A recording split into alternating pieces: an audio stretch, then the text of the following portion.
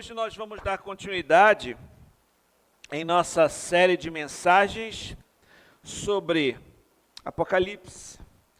Nós vamos considerar a carta à igreja de Esmirna. E o título da mensagem de hoje é Ser Fiel até a Morte. Antes de nós examinarmos o texto bíblico em si, eu gostaria de ler para vocês sobre um bispo de Esmirna que obedeceu às instruções que o Senhor Jesus deu nessa carta. O nome dele é Policarpo, Policarpo de Esmirna. O teólogo William Hendrickson afirma que é possível que Policarpo tenha sido bispo de Esmirna nessa época. Ele foi discípulo de João e ele foi fiel até a morte. E esse venerável líder cristão foi queimado na fogueira no ano de 155 depois de Cristo. Então nós vamos refletir um pouco sobre o relato do martírio de Policarpo. E depois eu vou ler o texto bíblico. Preste atenção agora. Quando os soldados chegaram a cavalo para prendê-lo, Policarpo recusou-se a fugir. Em vez disso, ofereceu-se aos seus perseguidores hospitalidade e comida, pedindo apenas que lhe concedesse 1 hora de oração. Quando concordaram, Policarpo orou tão fervorosamente que 1 hora se tornou 2. E vários soldados lamentaram sua participação na prisão de Policarpo. Eles então colocaram Policarpo em um jumento e o levaram à cidade. Ao chegarem, seus perseguidores o levaram à carruagem de um homem chamado Herodes, o capitão das tropas locais. Herodes tentou convencer Policarpo a salvar-se. Ora, que mal há em dizer César é Senhor e oferecer-lhe incenso? Quando Policarpo recusou a sugestão de renunciar a Cristo, o funcionário se tornou ameaçador e o forçou a sair da carruagem tão rudemente que feriu a sua perna. Sem sequer virar-se, Policarpo andou rapidamente, enquanto o escoltavam até o estádio, onde um barulho ensurdecedor surgia da multidão de espectadores. Quando entrou, seus companheiros cristãos ouviram uma voz do alto dizer: "Sê forte, Policarpo, comporta-te como homem." Ele foi levado perante o procônsul, que o incitou a negar a sua fé e a se curvar diante do imperador. "Jure pela fortuna de César, arrependa-se e diga abaixo aos ateus." Voltando-se com um olhar triste para a multidão, que pedia sua morte, Policarpo gesticulou diante deles: "Abaixo os ateus." Disse com um aspecto grave. Então o procônsul insistiu mais uma vez que ele negasse a Cristo. Policarpo declarou: "Há 86 anos eu tenho sido seu servo, e ele nunca me faltou. Como blasfemarei contra o meu rei que me salvou?" Novamente o procônsul exortou Policarpo a jurar por César. Desta vez Policarpo respondeu: "Como você finge não saber quem e o que sou? Ouça-me declarar com ousadia: eu sou cristão. Se você quiser saber mais sobre o cristianismo, ficarei feliz em marcar uma reunião." Furioso, o procônsul disse: "Você não sabe que tenho animais selvagens à espera? Eu entregarei a eles, a menos que você se arrependa." Policarpo respondeu: "Mande trazê-los, porque não estamos acostumados a nos arrepender do que é bom para mudar o que é mal." Em seguida, o procônsul ameaçou queimá-lo vivo. Policarpo respondeu: você me ameaça com o fogo que queima durante um momento e logo se apaga.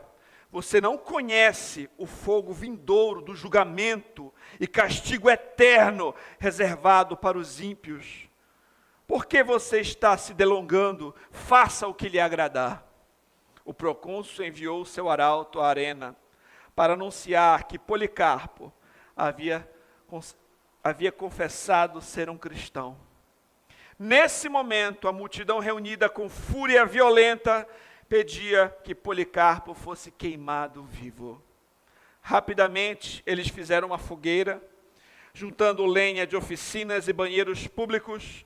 Policarpo tirou suas roupas, tentou tirar os seus sapatos, embora a sua idade avançada o tornasse difícil. Seus guardas se preparavam para prendê-lo à estaca, mas ele disse calmamente: deixe-me como estou, pois aquele que me dá forças para suportar o fogo, também me dará força para me permanecer firme na fogueira, sem ser segurado por pregos. Eles amarraram as suas mãos para trás. Policarpo ofereceu um salmo de louvor e gratidão a Deus. Seus perseguidores acenderam fogo. Segundo observadores, à medida que as chamas aumentavam, não consumiam Policarpo, como era esperado. O fogo formava um círculo ao redor dele, mas o seu corpo não queimava. Como o fogo não teve o efeito pretendido sobre o corpo de Policarpo, um carrasco foi ordenado a esfaqueá-lo até a morte. Como espada, seu sangue extinguiu as chamas. Este foi o martírio de Policarpo, bispo de Esmirna, que foi fiel até a morte, para a honra e glória do seu Senhor. Policarpo, ele foi obediente ao Senhor e ele bem conhecia as palavras que nós vamos considerar hoje em Apocalipse 2, do 8 ao 11. Abra sua Bíblia.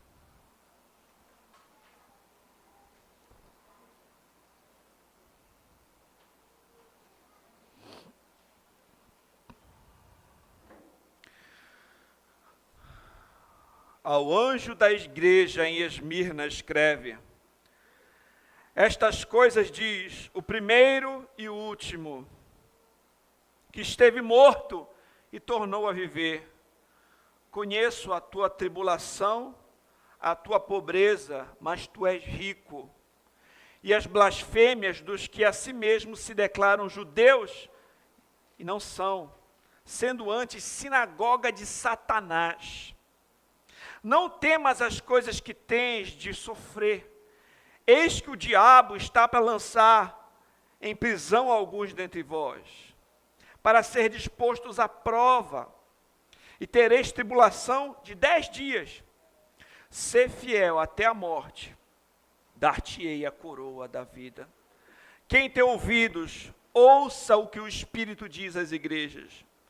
O vencedor de nenhum modo sofrerá dano da segunda morte. Vamos ao Senhor em oração. Santo Deus e Pai, Todo-Poderoso, nós estamos diante da Tua santa palavra, Senhor. Ela que é lâmpada para os nossos pés, ela que é luz para o nosso caminhar, ela que é alimento para a nossa alma. Eu reconheço a minha fraqueza, a minha total dependência e necessidade de Ti. Eu te suplico, Senhor, me usa como instrumento para expor com fidelidade a Tua palavra. Prepara os nossos corações, Senhor, como um solo fértil para receber a Tua boa semente. Que o Teu nome seja glorificado, Senhor. Desvenda os nossos olhos para contemplarmos as maravilhas da Tua lei. Que as palavras dos meus lábios, o meditar do meu coração, Senhor, sejam agradáveis na Tua presença, Senhor, rocha nossa, Redentor nosso.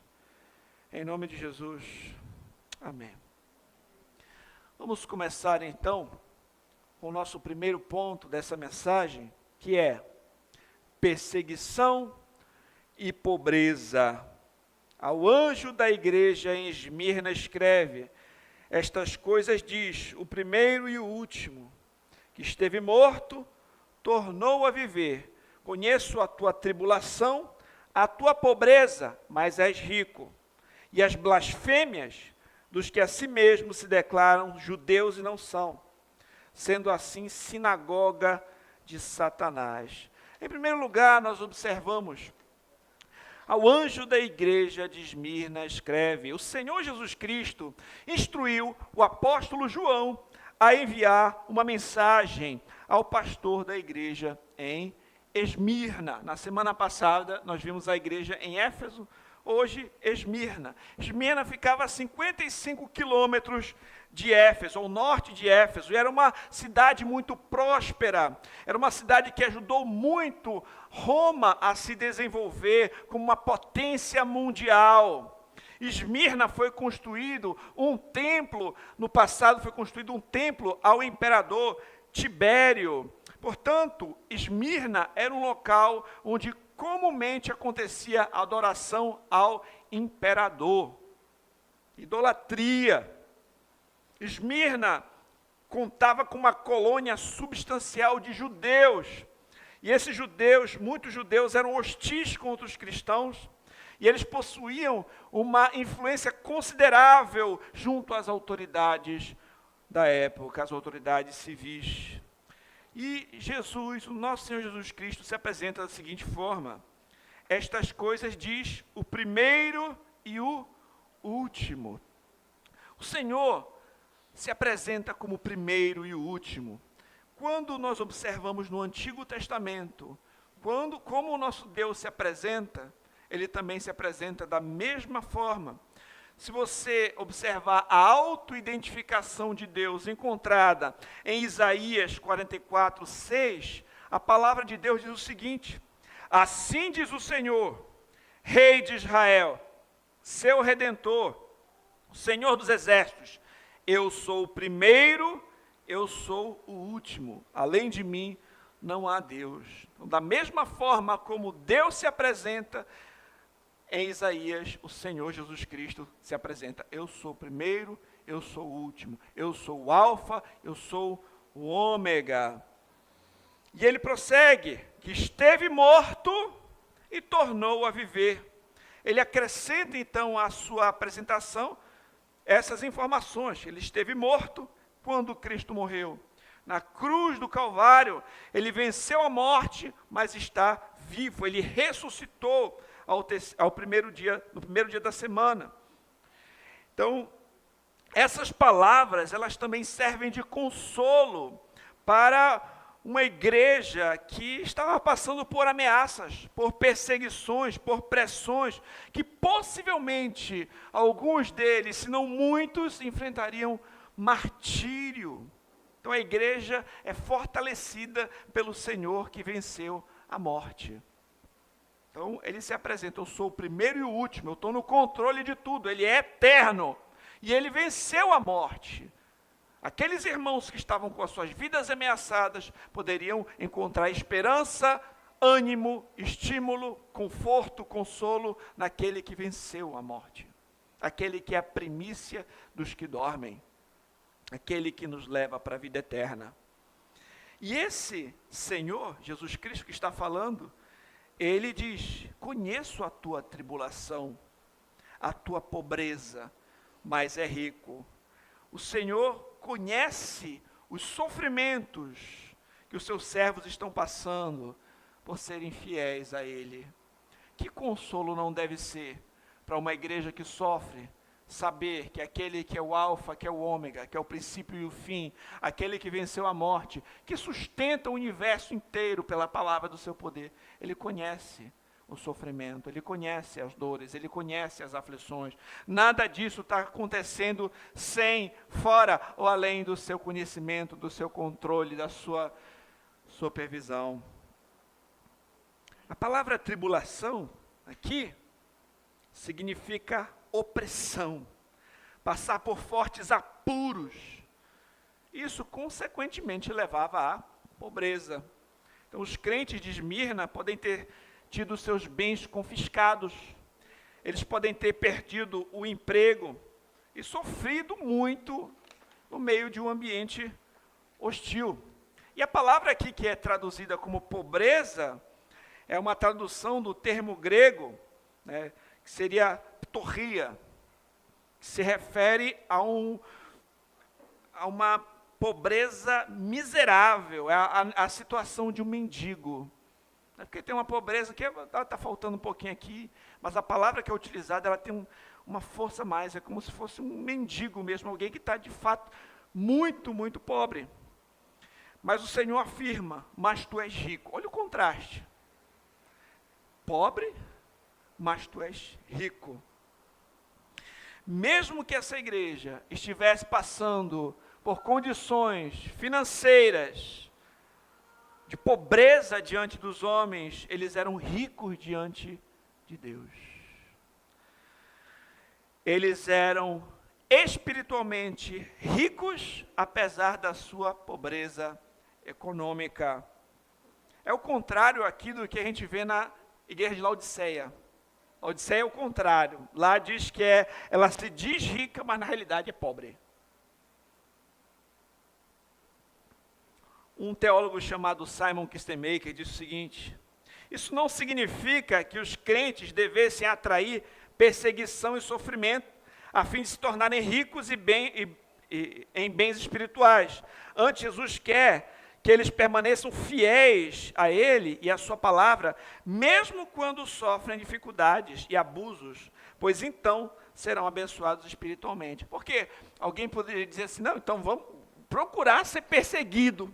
Não, não é esse o objetivo. É ainda assim que se nós passarmos por isso, temos que permanecer fiéis. Mas não é a perseguição e o sofrimento não é uma coisa que a gente tem que almejar, né? Mas nós devemos, ainda que passemos por perseguições e sofrimentos, permanecermos fiéis, né?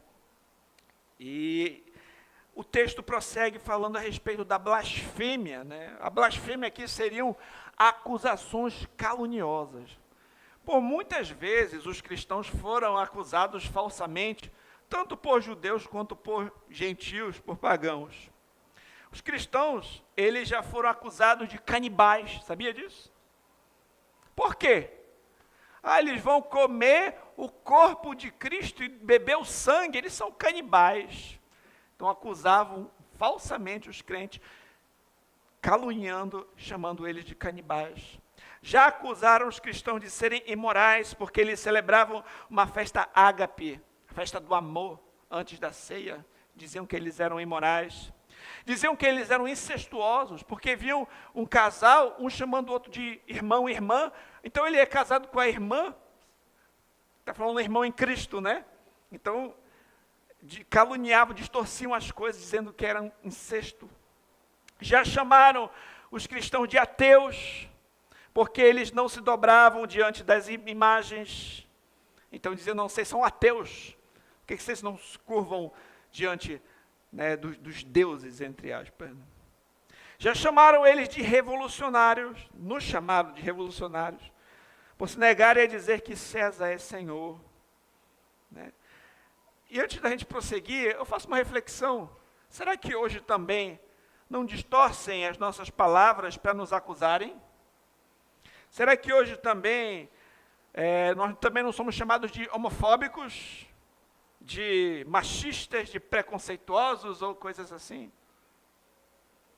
Será que não distorcem o nosso ensino para nos acusar falsamente ainda hoje? Todavia, nesse caso especificamente, o Senhor fala a respeito de uma blasfêmia, de uma calúnia, de um grupo que a si mesmo se declara judeus e não são. São antes sinagoga de Satanás. Tem pessoas que, mesmo aparentando ser religiosos, as suas obras dizem outra coisa. A sua vida demonstra outra coisa. Esses judeus de Esmirna se recusavam a reconhecer Jesus como seu Messias. E eles amaldiçoavam o Senhor, assim como amaldiçoavam os cristãos, seus seguidores.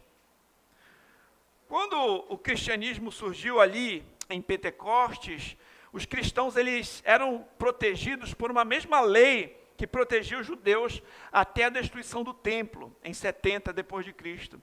Então tinha uma lei que os judeus eles poderiam não participar de adoração a César.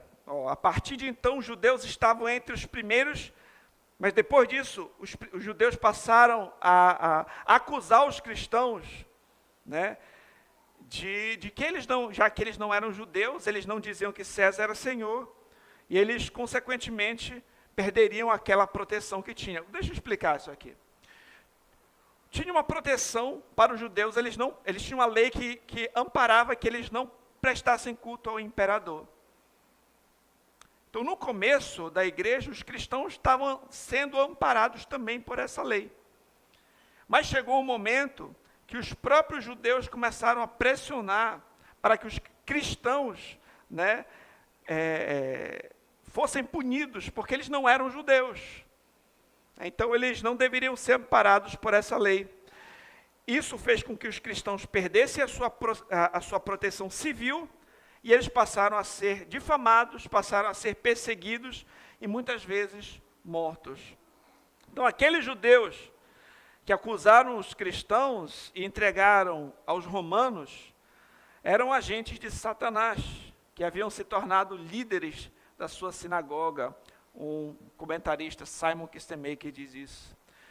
Um outro teólogo chamado George Eldon Ladd, ele falou algo que eu achei muito interessante, eu vou ler para vocês. Ele disse o seguinte: estes judeus, sem dúvida, são judeus por raça e por religião, que se reúnem na sinagoga para adorar o Senhor. Mas, na verdade, interiormente, eles não são judeus, porque rejeitam Jesus, o Messias, e confirmaram essa rejeição perseguindo a igreja. Então, quem são os judeus verdadeiros? João não nos dá uma resposta explícita, mas a implicação é clara. Os verdadeiros judeus são o povo do Messias. Paulo diz a mesma coisa com muita clareza. Porque não é judeu quem o é apenas exteriormente, nem é circuncisão a que é somente na carne. Porém, judeu é aquele que é interiormente. A circuncisão a que é do coração, do espírito, não segundo a letra, e cujo louvor não procede de homens, mas de Deus.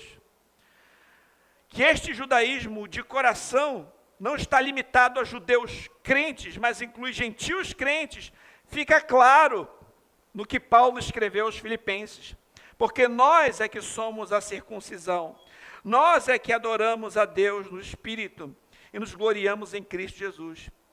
Temos de concluir, então, que João faz uma distinção real entre o Israel literal, os judeus, e o Israel espiritual, a igreja. Qual é o ponto aqui? Não basta alguém dizer o seguinte: eu sou descendente de Abraão, se você não fizer as mesmas obras de Abraão, se você não tiver a mesma fé de Abraão. Teve uma certa situação que o Senhor Jesus Cristo estava sendo pressionado por um grupo de religiosos, e lá em João 8, do versículo 37 em diante, diz assim: bem sei que sois descendência de Abraão, contudo procurais matar-me, porque a minha palavra não está em vós. Eu falo das coisas que vi junto de meu pai, vós, porém, fazeis o que vistes em vosso pai. Então lhe responderam: nosso pai é Abraão. Disse-lhe Jesus: se sois filhos de Abraão, praticai as obras de Abraão. Mas agora procurais matar-me, a mim, que vos tenho falado a verdade que ouvi de Deus. Assim não procedeu Abraão. Vós fazeis as obras do vosso pai. Disseram eles: nós não somos bastardos, temos um pai que é Deus. Replicou-lhe Jesus: se Deus fosse de fato vosso pai, certamente me havias de amar, porque eu vim de Deus e aqui estou. Pois não vim de mim mesmo, mas ele me enviou. Qual é a razão por que não compreendeis a minha linguagem? É porque sois incapazes de ouvir a minha palavra. Vós sois do diabo, que é o vosso pai. Quereis satisfazer-lhes os desejos. Ele foi homicida desde o princípio e jamais se firmou na verdade, porque nele não há verdade. Quando ele profere mentira, fala do que lhe é próprio, porque é mentiroso e pai da mentira. Aqueles religiosos que estavam perseguindo o nosso Senhor Jesus Cristo, estavam dizendo, nós somos filhos de Abraão. Se vocês se dizem filhos de Abraão, então façam as obras de Abraão. Vivam pela fé do vosso pai Abraão. Mas as obras de vocês estão mostrando outra coisa, que vocês querem me matar. Então vocês se dizem filhos de Abraão, mas quando querem me matar, vocês estão mostrando que na realidade, vocês são filhos do diabo. Porque estão fazendo a obra do seu pai. Não basta uma pessoa dizer assim, eu sou religioso, eu tenho sangue, eu tenho descendência e tal, ou se a sua vida demonstra outra coisa, se as suas atitudes demonstram outra coisa, né? E no caso aqui, o verdadeiro judeu, o verdadeiro descendente de Abraão, é aquele que tem a fé de Abraão. E quem era o descendente de Abraão, por meio de quem todas as nações da terra seriam abençoadas? É Cristo. Se você rejeita Cristo, você está rejeitando a fé prometida a Abraão, a esperança prometida a Abraão, né? Então, o verdadeiro descendente de Abraão é aquele que tem fé em Cristo, tanto dos judeus crentes quanto dos gentios crentes, porque os gentios são enxertados na oliveira e pela fé eles herdam as promessas feitas a Abraão, né? Então, nós observamos que tinha um grupo de judeus que estava perseguindo cristãos naquele contexto em Esmirna.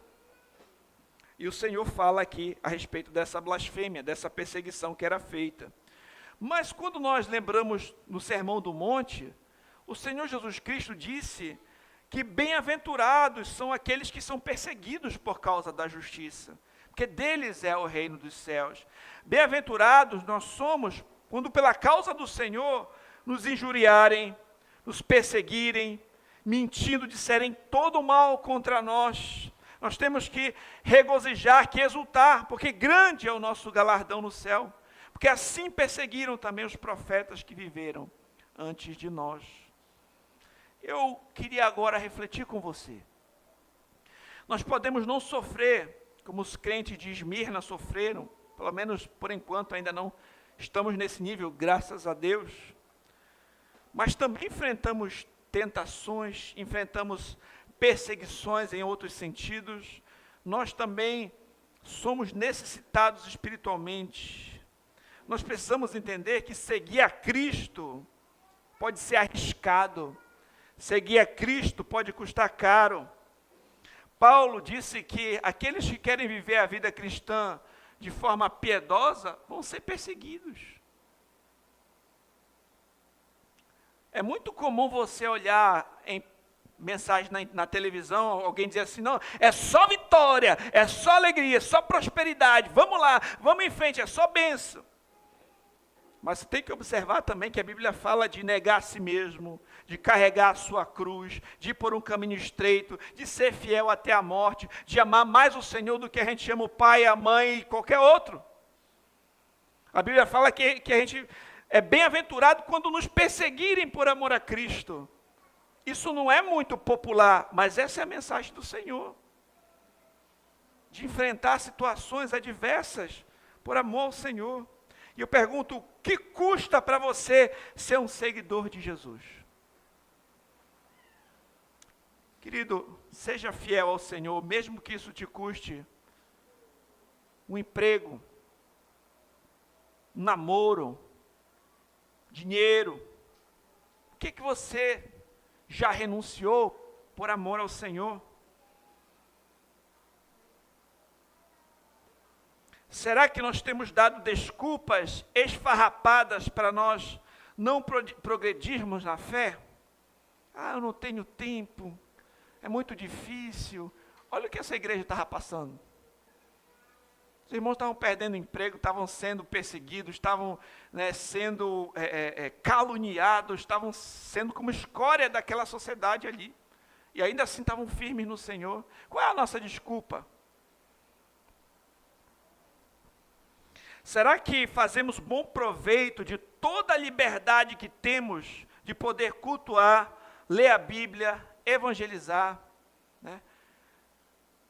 Imagina, na história da igreja, a igreja já se reuniu em cemitérios para adorar a Deus. A igreja já se reuniu em masmorras, em cavernas, para adorar a Deus.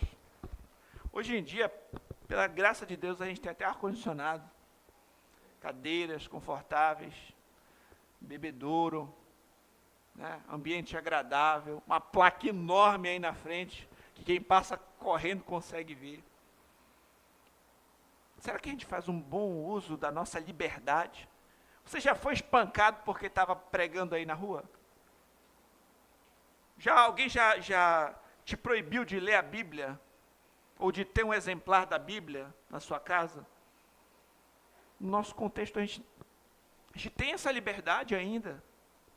Você tem a liberdade de ter uma Bíblia de estudo, das boas. Você pode ter uma Bíblia em várias versões.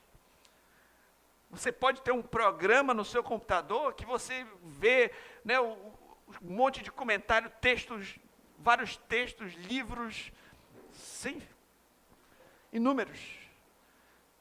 Você pode falar de Cristo para o seu vizinho. Você pode, né, fazer um culto doméstico, sem ninguém lhe proibir. Você faz bom uso da sua liberdade de ler a Bíblia, de evangelizar. Às vezes a gente se acomoda, sabe? Às vezes a gente não percebe o valor das coisas que a gente tem. Sabe uma coisa que acontece? Geralmente a gente só percebe o valor daquilo que a gente tem quando a gente perde. Você consegue enxergar, não é? Já parou para pensar como é maravilhoso poder enxergar? Se você ficasse cego, você ia perceber quanto era importante aquilo ali, né? Às vezes a gente só percebe, por exemplo, você consegue ficar em pé, aí você tem uma crise de coluna muito forte, uma hérnia de disco das brabas, e não consegue se mexer que dói. Você vai perceber como é importante conseguir ficar em pé, andar. Você consegue falar. Às vezes a gente só dá valor verdadeiro àquelas coisas quando a gente perde. E você não precisa perder a sua liberdade para começar a dar valor naquilo que é precioso. Não espere você ser perseguido para começar a valorizar a adoração a Deus. Não espere acontecer uma tragédia, ou uma desgraça, ou uma perseguição, para você começar a valorizar a palavra. Não espere você ser cerceado das suas liberdades para você começar a evangelizar. Mas vamos fazer bom uso daquilo que nós já temos. Vamos valorizar nossa igreja, valorizar a palavra, valorizar a comunhão, valorizar aquilo que é tão precioso. E às vezes a gente dá desculpas, coloca para depois, tem um monte de outras prioridades na frente.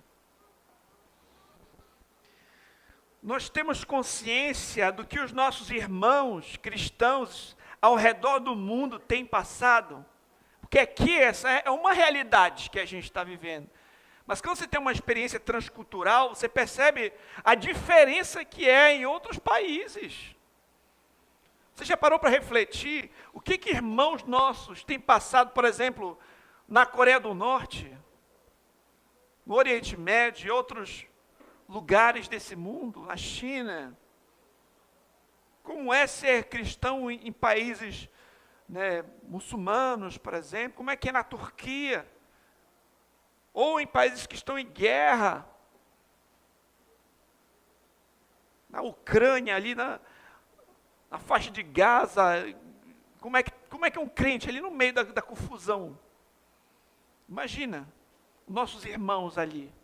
Será que a gente se preocupa com eles? Pelo menos lembra, ou faz uma oração, lembrando que temos irmãos mundo afora.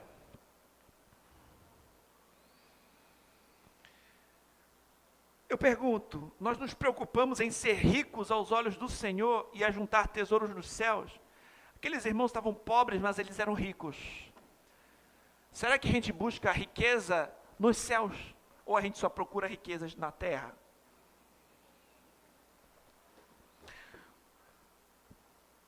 E outra coisa, para fechar esse primeiro ponto. Como o fato de saber que o Senhor conhece as nossas aflições pode nos ajudar a enfrentá-las? Você tem aflições, aquela igreja passava por aflições, e Cristo conhece. Gente, o Senhor, Ele sabe quantos cabelos, fios de cabelos, tem na sua cabeça. Ele sabe tudo aquilo que a gente passa. Ele é Emanuel, Ele é Deus conosco. O fato dele conhecer, dele saber de tudo. Qual é a sua reação diante disso? Você pode confiar nele. Você pode lançar diante dele todas as suas ansiedades, as suas dores, o seu fardo, o seu peso. Lance aos pés do Senhor. Pai, eu estou quebrado. Eu estou cansado, eu estou fraco. Mas tudo que eu tenho está diante de Ti. Tudo que eu tenho é o Senhor. Me ajuda. Socorro. Socorro, está difícil. Lance sobre Ele as suas ansiedades. Por meio da oração, pela súplica, com a ação de graças. E a paz de Deus, que excede o entendimento, é que guarda a nossa mente, o nosso coração em Cristo. Ele conhece as suas dores, Ele conhece as nossas lutas, os nossos sofrimentos, as nossas angústias. Lance diante dEle, confie nele. Pare de tentar lutar com as suas próprias forças, de tentar vencer na força do seu braço, você não vai conseguir. Confie no Senhor. É nele, é na força dele.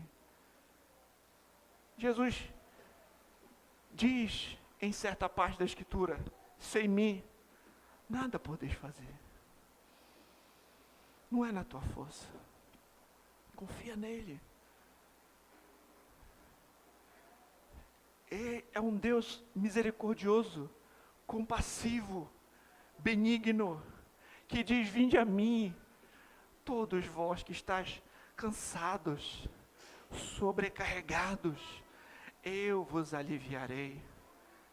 Tomai sobre vós o meu jugo que é suave e o meu fardo que é leve. Está cansado de dar murro em ponta de faca? Lança sobre Ele, confia nele, descansa nele. Deixe de fato Ele ser o Senhor da tua vida. Segundo lugar, provações e perseverança. Não temas as coisas que tens de sofrer.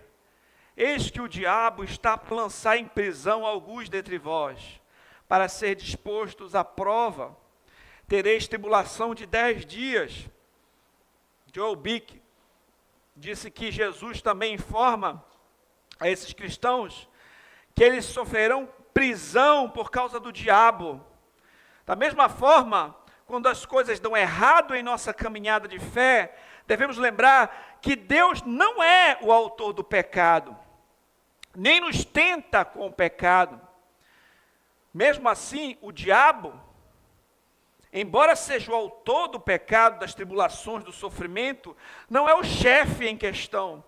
Jesus disse: o diabo lançará alguns de vós na prisão, para que sejais provados. A intenção do diabo não é nos testar, mas nos destruir. Mas ele não está no controle. Nosso Senhor diz: embora o diabo vá atacar você, eu estou no controle.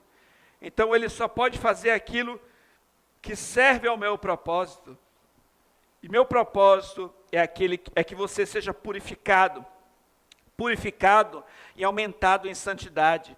Essa é uma das principais razões pelas quais Deus permite que o seu povo sofra. O diabo que estava por trás das prisões, das perseguições, usando ali os seus servos para perseguir aqueles irmãos. É Ele que é o autor dessas calamidades. Mas Deus é perito em transformar o mal em bem. Deus é perito em fazer com que todas as coisas, inclusive as coisas ruins, sofrimentos, angústias, cooperem para o bem daqueles que amam a Ele. Você lembra, por exemplo, a história de José? Deus não permitiu que ele fosse vendido como um escravo pelos seus irmãos, que ele sofresse tudo aquilo que sofreu. Mas nada daquilo ali fugia do plano do Senhor. Ele usou até mesmo essas circunstâncias para depois José, ficar em uma alta posição no Egito e salvar sua família todinha da fome. Até mesmo as aflições que a gente passa, se nós somos servos do Senhor, Ele faz com que a gente seja moldado, trabalhado, lapidado, conforme o caráter de Cristo. A Bíblia diz que o pai corrige o filho que ele ama. A correção, na hora da correção, não parece uma coisa boa. Mas ela tem proveito. Quando você olha e lembra, poxa, meu pai me corrigiu, mas foi para o meu próprio bem. Se ele fez isso biblicamente, poxa, ele me corrigiu, mas foi para o meu próprio bem, porque isso me livrou de um destino pior. Por exemplo, se o filho coloca a sua vida em risco e o pai corrige, a correção vai doer, mas aquele menino não vai perder a sua vida. Vai proteger aquele menino. E Deus é como um pai que corrige o filho. Ele vai também lapidando a nossa vida. O Senhor controla, Ele sabe de cada situação. Ele sabe que o seu povo terá que passar. Os crentes de Esmirna, eles precisavam estar cientes de que eles estavam passando por uma guerra espiritual com o diabo. O diabo incitaria autoridades que prenderiam alguns membros da congregação. Tinha uma real possibilidade deles serem mortos. Eles deveriam estar preparados para enfrentar o confisco dos seus bens, pobreza, calúnias. Isso seria como um teste para a fé deles. Essa prova seria por um período de 10 dias. Isso simboliza um período definido e limitado de tempo. Eles iam passar por essa prova. Quando a gente pensar a respeito do diabo, toma cuidado com dois extremos. Um extremo é tu achar que tudo é Satanás. Aí a pessoa não tem também responsabilidade alguma. Isso aí está errado. A pessoa não, mente, rouba, faz um monte de coisa errada, e sempre diz que é só o Satanás, e ela não tem responsabilidade. Não é por aí. Ou acha que ele é tão poderoso que ele ainda está, quem sabe ainda pode ganhar. Não é assim. Mas o outro extremo é entender que ele não tem poder nenhum, nem influência nenhuma. Porque ele, como um leão que anda ao derredor, procura quem tragar. Ele é o acusador, ele é o tentador. Ele tem as suas armadilhas. Ele vai tentar você, por meio da sedução, a você ir por um caminho pecaminoso, imoral, do mundanismo, a negligenciar a palavra de Deus. Mas ele também pode tentar destruir você pela perseguição, pela pressão, como estava acontecendo com esses irmãos. E outra coisa, a gente tem que entender que Deus está acima de todo o principado, potestade, Ele é muito mais poderoso. Então até mesmo Satanás, ele só vai até onde Deus permitir, como foi com Jó. E ele já é um inimigo derrotado. Mas a gente precisa ter uma noção adequada a respeito deste inimigo. E o povo de Deus passa por provações, passa por situações difíceis, que exigem perseverança. Quando eu fui nos Estados Unidos, há alguns meses atrás, tinham pastores de várias partes do mundo lá.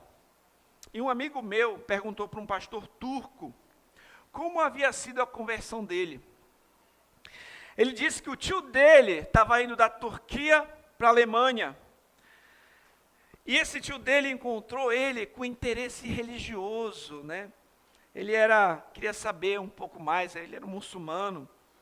E ele chegou e disse o seguinte para esse sobrinho: você vai encontrar Deus se você encontrar Jesus primeiro. Aí ele ficou com isso na cabeça: eu vou encontrar Deus, mas eu preciso encontrar Jesus primeiro. E esse sobrinho, que era o pastor, né, que estava apontando, pensava que se tratava de uma pessoa que ele tinha que encontrar, literalmente. E ele foi para a igreja católica procurando uma pessoa que se chamava Jesus. Onde é que está esse Jesus que meu tio falou que eu tenho que encontrar? Ele passou 2 anos lá e nada, não achou, né, Jesus na igreja católica. Até que um dia ele encontrou alguns missionários americanos que compartilharam o evangelho com ele, as boas novas a respeito de Jesus, que Cristo morreu pelos nossos pecados, que ele foi sepultado e ao 3º dia ressuscitou para a nossa justificação. Então ele de fato entendeu o evangelho, se arrependeu, se converteu. Mas quando ele chegou em casa, ele pregou o evangelho para a sua família.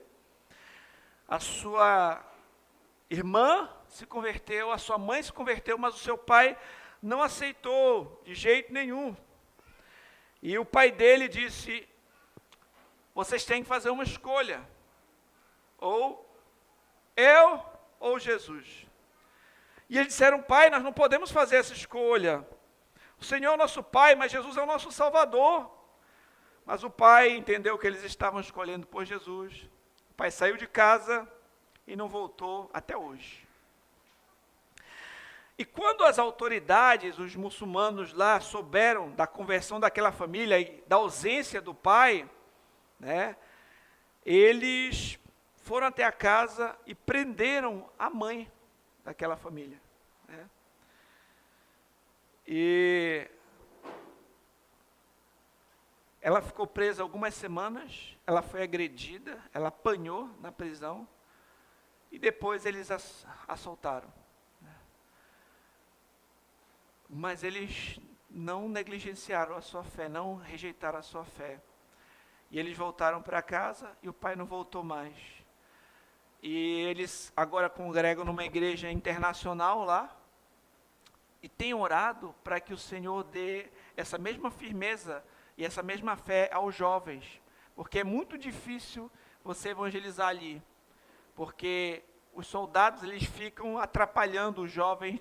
Não é proibido ser cristão lá, mas os soldados atrapalham, né, visitantes entrarem na igreja, ou jovens de entrarem na igreja, e eles têm orado por isso, para que o Senhor dê coragem, dê uma fé genuína para os jovens, para continuarem o trabalho por lá, para se converterem ao Senhor. Então, a gente fica pensando em circunstâncias como essas, e a gente acaba olhando de um outro lado as coisas, né? Às vezes a gente está muito acostumado com o nosso contexto e esquece que tem irmãos que estão passando por situações assim. Estão sendo presos, espancados, que têm dificuldade de deixar uma pessoa entrar na igreja, um visitante, um jovem, que as pessoas têm que ter medo da polícia, ou medo de represálias por ser cristão. Isso foi uma situação que eu vi há alguns meses, de um pastor. Então o diabo, o inimigo das nossas almas, vai buscar nos destruir, mas nada disso foge o controle e a soberania de Deus. Nós não devemos temer o inimigo, porque o que ele pode nos fazer, mas nós temos que confiar no Senhor até o fim. E aqui a gente observa também mais um princípio, que tem um limite da nossa obediência ao governo civil. Imagina, se uma autoridade civil, se o governo impede ou força os crentes a negarem a Cristo, é melhor obedecer a Deus do que aos homens, mesmo que isso tenha consequências para nós, né? Então tem circunstâncias que a gente vai observar, que a nossa obediência à autoridade, ela só vai até onde essa autoridade não usurpar a autoridade do Senhor, como a gente falou hoje na EBD. Por fim, meus irmãos, último ponto, a promessa e o prêmio. Ser fiel até a morte, dar-te-ei a coroa da vida.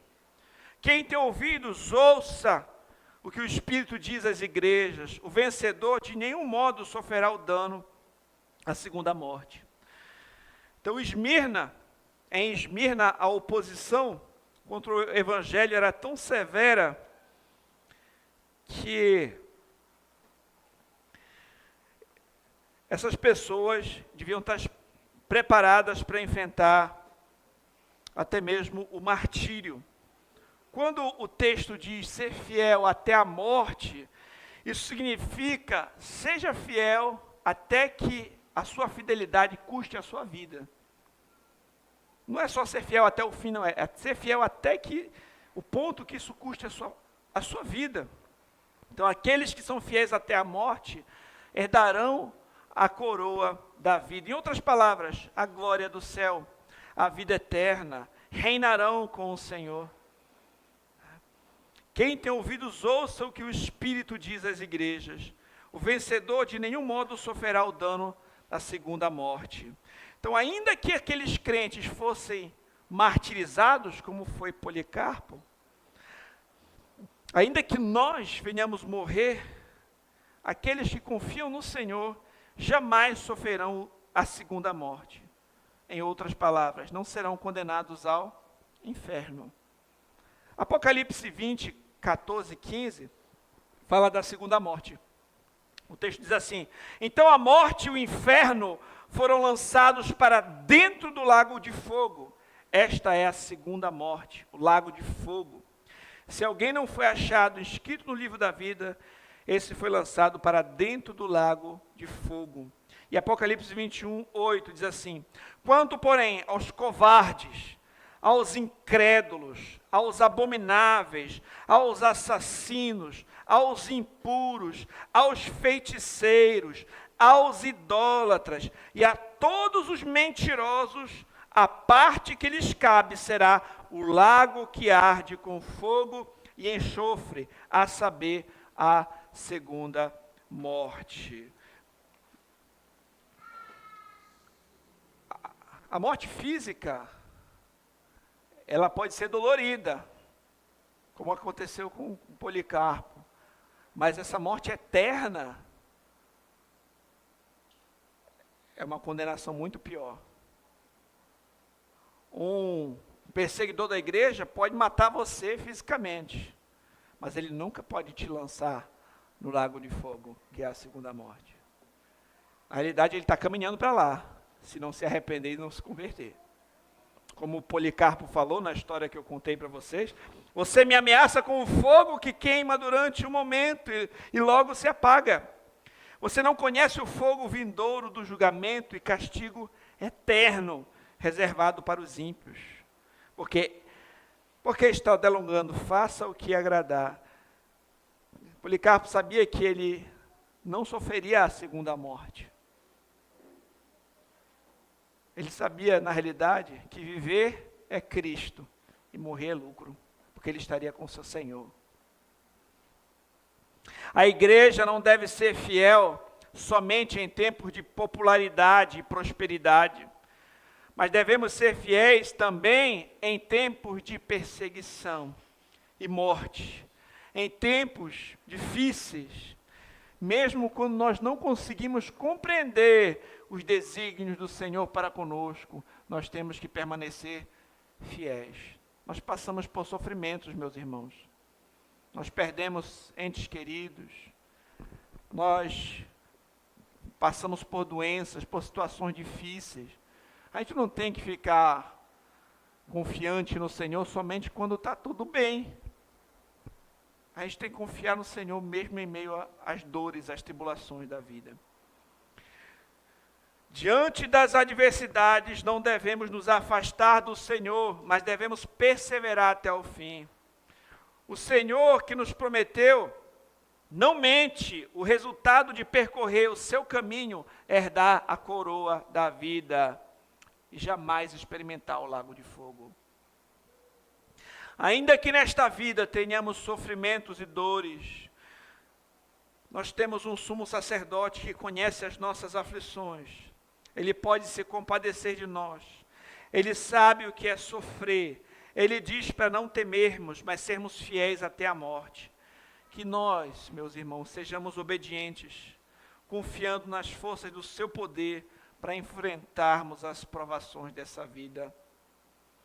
Para concluir, eu lembro aos pontos que nós trabalhamos aqui. Em primeiro lugar, perseguição e pobreza. Quem nos fala estas coisas é aquele que é o primeiro e o último, aquele que esteve morto e tornou a viver.